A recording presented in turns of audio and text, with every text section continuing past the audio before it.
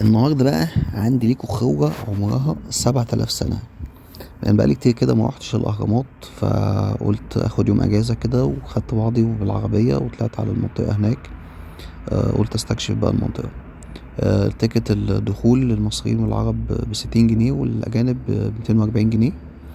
المنطقة هناك بجد اتطورت جامد جدا الفترة الأخيرة، وكمية أجانب ومصريين بيزوروا المكان هناك. حاجة بجد تشرف يعني، ومنتهى العظمة والله. يعني ان انت شايف حاجة بالعمر والجمال ده والعظمة دي بجد اتبنت من آلاف السنين ولحد دلوقتي لسه شكلها جميل. في هناك برضو معابد معمولة زي معبد الملك خفرع. الناس هناك مبهورين اصلا بالعواميد ومبهورين بعمر الحاجات دي.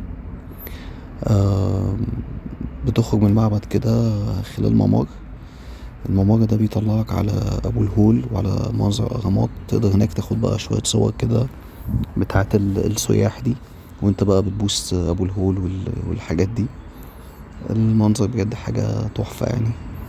بجد لازم كل واحد بيجي مصر او عايش في مصر لازم يزور الاهرامات على الاقل مرة واحدة في حياته. في هناك برضو مقابر موجودة للملوك، تقدر ان انت تخشها بنفس سعر التيكت، مش محتاج ان انت تدفع اي مصاريف او اي فيز زيادة خالص. المقابر برضو فيها الحجارة الموجودة جوه الأثرية، وشوية نقوش برضو كده على الحيطان.